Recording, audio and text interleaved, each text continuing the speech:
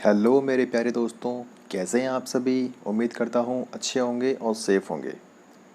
तो मित्रों, स्वागत है आपका आपके अपने YouTube channel study with DJ में।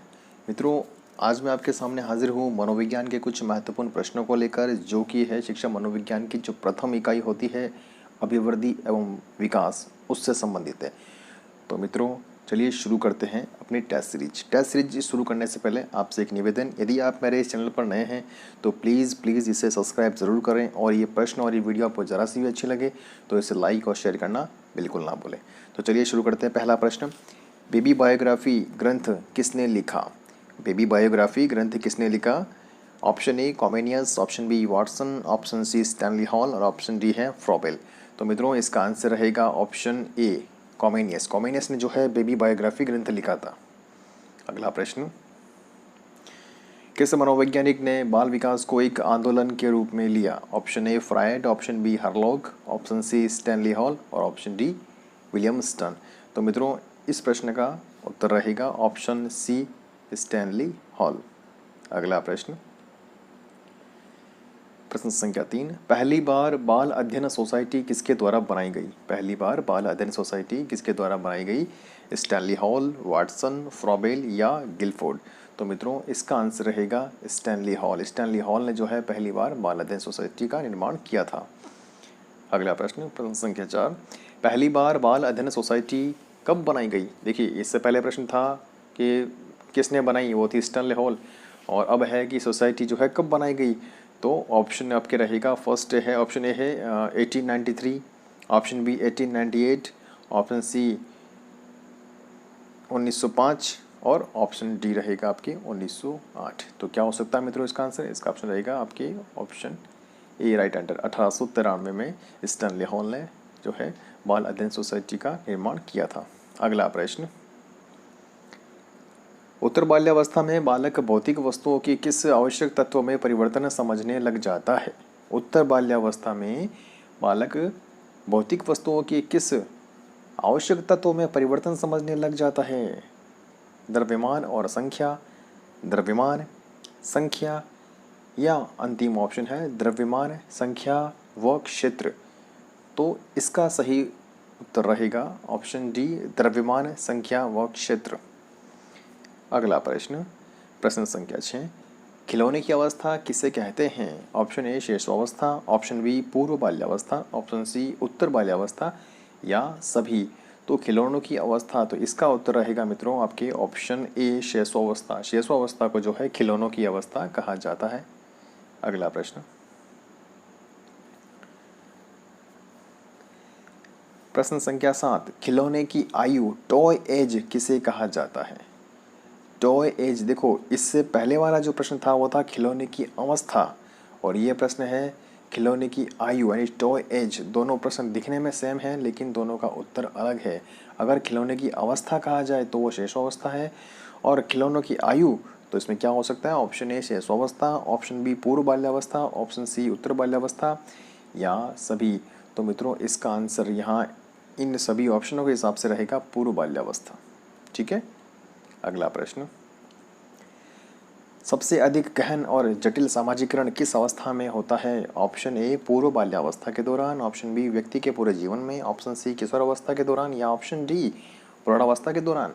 तो मित्रों, क्या रह सकता है इसका उत्तर। इसका उत्तर रहेगा मित्रों ऑप्शन सी किशोरावस्था के दौरान जो है सबसे जटिल और सबसे गहन सामाजिकरण होता है। अगला प्रश्न, प्रश्न संख्या 9, क्या है तथा क्यों है की अवस्था कौन सी है। क्या है तथा क्यों है की अवस्था कौन सी है, बहुत ही इंपॉर्टेंट प्रश्न है मित्रों। ऑप्शन ए रहेगा पूर्व बाल्यावस्था, ऑप्शन बी ऑप्शन ए पूर्व बाल्यावस्था, ऑप्शन बी उत्तर बाल्यावस्था और ऑप्शन सी है किशोरावस्था और ऑप्शन डी है उपयुक्त सभी। तो मित्रों, इसका सही उत्तर रहेगा ऑप्शन ए पूर्व बाल्यावस्था, जिसमें शैशवावस्था के भी कुछ लक्षण विद्यमान होते हैं। यानी क्या है क्यों है का मतलब है कि इस अवस्था में बालक जो है जिज्ञासु प्रवृत्ति का होता है और वह हर नई वस्तु को देखती है, प्रश्न पूछता है कि यह वस्तु क्या है, यह वस्तु क्यों है।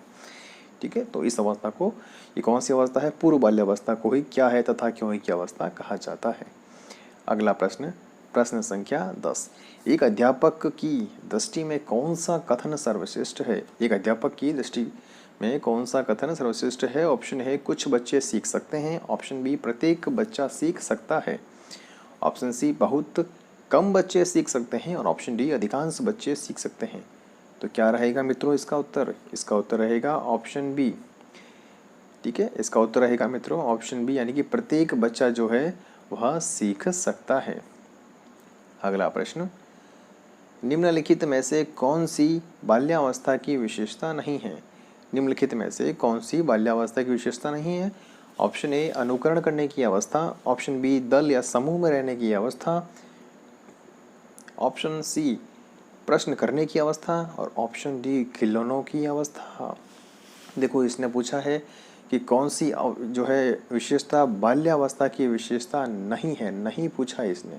ठीक है मित्रों, तो इसका सही आंसर रहेगा दल व समूह में रहने की अवस्था, क्योंकि बाल्यावस्था में जो है दल व समूह की रहने की अवस्था नहीं पाई जाती है। अगला प्रश्न, सबसे पहले बालक कौन सी भाषा सीखते हैं? बड़ा ही सिंपल सा प्रश्न है कि बालक सबसे पहले कौन सी भाषा सीखते हैं, मातृभाषा, राज्य भाषा, राष्ट्रीय भाषा या सांकेतिक भाषा? तो सिंपल सा उत्तर रहेगा इसका कि बालक जो है मातृभाषा सीखता है। अगला प्रश्न, नामकरण विस्फोट किस आयु में होता है? नामकरण विस्फोट किस आयु में होता है? ऑप्शन ए 18 माह, ऑप्शन बी 20 माह, ऑप्शन सी 22 माह और ऑप्शन डी 24 माह।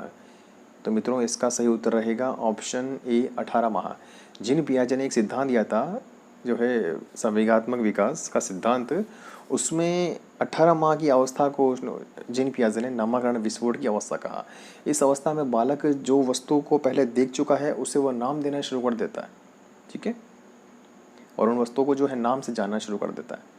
अगला प्रश्न, बाल मनोविज्ञान के आधार पर कौन सा कथन सर्वश्रेष्ठ है? ऑप्शन ए कुछ बच्चे विशिष्ट होते हैं, ऑप्शन बी सारे बच्चे एक जैसे होते हैं, ऑप्शन सी प्रत्येक बच्चा विशिष्ट होता है और ऑप्शन डी कुछ बच्चे एक जैसे होते हैं।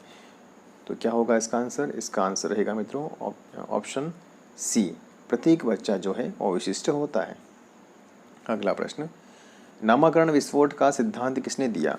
वॉटसन, जीन पियाजे, जोरम ब्रूनर या टॉलमैन? तो इसका बता चुके हैं कि जो है जीन पियाजे ने यह सिद्धांत दिया। अगला प्रश्न, निम्नलिखित में से कौन सी शेषावस्था की विशेषता नहीं है? निम्नलिखित में से कौन सी शेषावस्था की विशेषता नहीं है?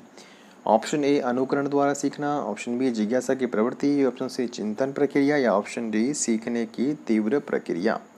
तो मित्रों क्या रहेगा इसका आंसर? तो इसका आंसर रहेगा ऑप्शन सी चिंतन प्रक्रिया। शेषावस्था में बालक चिंतन नहीं कर पाता, बाकी अनुकरण, जिज्ञासा और सीखने की प्रवृत्ति तीव्र होती है। तो इसका उत्तर रहेगा सही ऑप्शन सी चिंतन प्रक्रिया। अगला प्रश्न, मैक्डूगल के अनुसार मूल प्रवृत्ति जिज्ञासा का संबंध किस संवेग से है? जिज्ञासा का संबंध किस संवेग से है? ऑप्शन ए घृणा, ऑप्शन बी भय, ऑप्शन सी आश्चर्य और ऑप्शन डी भूख। तो इसका सही उत्तर क्या रहेगा? आश्चर्य। आश्चर्य का मतलब है कि ऐसी कोई भी घटना आपने देखी है, ठीक है, उसके बारे में जानना चाहते हैं, मतलब क्या है? जिज्ञासा आप, ठीक है। तो मूल प्रवृत्ति जिज्ञासा का संबंध है आश्चर्य से। अगला प्रश्न, सामाजिकता का विकास किस अवस्था में आरंभ माना जाता है? सामाजिकता का विकास किस अवस्था से आरंभ माना जाता है? ऑप्शन ए शैशवावस्था, ऑप्शन बी बाल्यावस्था, ऑप्शन सी किशोरावस्था और ऑप्शन डी प्रौढ़ावस्था। तो मित्रों इसका सही आंसर रहेगा ऑप्शन बी बाल्यावस्था। ठीक है, अगला प्रश्न, विकास एक सतत और धीमी धीमी प्रक्रिया है, यह कथन किस मनोवैज्ञानिक का है? विकास एक सतत व धीमी धीमी प्रक्रिया है, यह कथन जो है किसका है? पियाजे, स्किनर, हरलॉक या वाटसन? तो इसका उत्तर रहेगा option C Hurlock. Shrimati Hurlock ने कहा था कि विकास एक सतत और धीमी धीमी प्रक्रिया है। अगला प्रश्न, जटिल सामाजिक विकास की अवस्था किसे माना जाता है? शैशवावस्था, बाल्यावस्था, किशोरावस्था या प्रौढ़ावस्था? ठीक है, तो इसका आंसर क्या रहेगा? जटिल सामाजिक विकास की अवस्था। तो मित्रों इसमें राइट आंसर रहेगा आपके ऑप्शन सी किशोरावस्था। अगला प्रश्न, बाल्यावस्था कब तक होती है? मतलब ये बाल्यावस्था की अवस्था जानना है कि बाल्यावस्था कब तक होती है? 10 वर्ष तक, 12 वर्ष तक, 6 वर्ष तक या 18 वर्ष तक? तो इसका सही आंसर रहेगा मित्रों आपके ऑप्शन बी 12 वर्ष तक, है ना। 12 वर्ष तक रहती है बाल्यावस्था, 6 से 12 भी हो सकता है इसका उत्तर। अगला प्रश्न, निम्नलिखित में से कौन सी विशेषता शेषावस्था की है? निम्नलिखित में से कौन सी विशेषता शेषावस्था की है?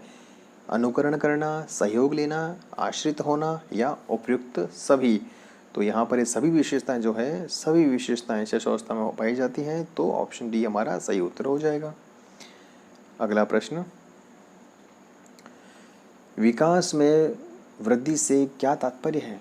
विकास में वृद्धि से क्या तात्पर्य है? संवेग में वृद्धि, वजन में वृद्धि, ज्ञान में वृद्धि या डी ऑप्शन रहेगा उपयुक्त तीनों में वृद्धि। तो इसका सही उत्तर रहेगा उपयुक्त तीनों में वृद्धि। ठीक है।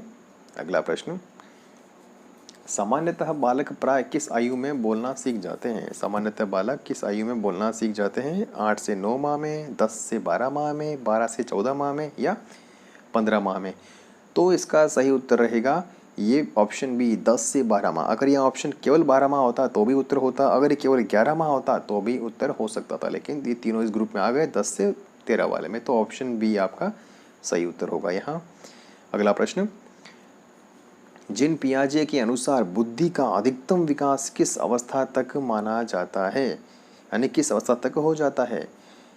ऑप्शन ए 13 वर्ष की आयु तक, ऑप्शन बी 14 वर्ष की आयु तक, ऑप्शन सी 18 वर्ष की आयु तक या ऑप्शन डी 8 वर्ष की आयु तक। तो इसका सही उत्तर क्या होगा? इसका सही उत्तर होगा ऑप्शन बी, यानी जिन पियाजे का मानना था कि 14 वर्ष की आयु तक बालक का मानसिक विकास हो जाता है, बौद्धिक विकास हो जाता है। अगला प्रश्न, निम्नलिखित में से कौन सी किशोरावस्था की मुख्य समस्या है? मुख्य समस्या की बात कर रहा है, वो भी कौन सी अवस्था की? किशोरावस्था की। ए संवेगात्मक समस्या, बी समायोजन की समस्या, सी शारीरिक परिवर्तनों की समस्या या उपयुक्त सभी। तो सभी समस्याएं किशोरावस्था में पाई जाती है, तो इसका उत्तर रहेगा ऑप्शन डी उपयुक्त सभी। निम्नलिखित में से किस अवस्था में बच्चे अपने समवयस्क समूह यानी पीयर ग्रुप में सक्रिय सदस्य हो जाते हैं? ऑप्शन ए शिशुअवस्था, ऑप्शन बी उत्तर बाल्यावस्था, ऑप्शन सी किशोरावस्था और ऑप्शन डी प्रौढ़ावस्था। ठीक है, तो मित्रों क्या हो सकता है इसका उत्तर? इसका उत्तर रहेगा मित्रों ऑप्शन बी उत्तर बाल्यावस्था। ठीक है। अगला प्रश्न, वह मनोवैज्ञानिक कौन था जिसने पहली बार मूल प्रवृत्ति का मूल प्रवृत्ति शब्द बतलाया था? तो देखो, मूल प्रवृत्ति शब्द आते ही हमारे दिमाग में एक ही नाम आता है कि मनोवैज्ञानिक का, वो है मैकडूगल। लेकिन इस प्रश्न का उत्तर मैकडूगल नहीं होगा। ठीक है, तो कौन हो सकता है? William James, William McDougall, Sigmund Freud या जेन पियाजे। तो इसका सही उत्तर रहेगा विलियम जेम्स। विलियम जेम्स वे पहले मनोवैज्ञानिक थे जिन्होंने मूल प्रवृत्ति शब्द का उपयोग किया पहली बार, लेकिन इससे प्रसिद्धि जो है मैकडूगल ने दिलाई। लेकिन इस प्रश्न के हिसाब से हमारा सही उत्तर रहेगा विलियम जेम्स। अगला प्रश्न, बाल्यावस्था में सामाजिक विकास के रूप में क्या मुख्य है? बाल्यावस्था में सामाजिक विकास के रूप में क्या मुख्य है? ऑप्शन ए बालक व बालिकाओं में एक साथ रहने की प्रवृत्ति, ऑप्शन बी सामाजिक चेतना का विकास, ऑप्शन सी अपनी समस्याओं अपनी अवस्था के गिरोह से अलग रहना, बाल्यावस्था की अंतिम अवस्था में माता पिता में स्वास्थ्य सामंजस्य। तो क्या उत्तर रहेगा इसमें? ऑप्शन ए आपका राइट होगा, बालक व बालिकाओं में एक साथ रहने की प्रवृत्ति। अगला प्रश्न और अंतिम प्रश्न, मूल प्रवृत्तियां होती है जन्मजात, अर्जित, दोनों या कोई नहीं। तो इसका उत्तर रहेगा मित्रों जन्मजात। तो मित्रों ये थे आपके सभी प्रश्न जो कि आपकी प्रथम इकाई है वहाँ से थे। प्रथम इकाई जो होती है बाल विकास में वृद्धि एवं विकास, उसके जो है ये सभी प्रश्न थे, महत्वपूर्ण प्रश्न जो मैंने आपके सामने रखे। तो ये प्रश्न आपको कैसे लगे मुझे ज़रूर बताइए। तो मित्रों मिलते हैं अगले वीडियो में अगली प्रश्नावली के साथ। तब तक के लिए गुड बाय।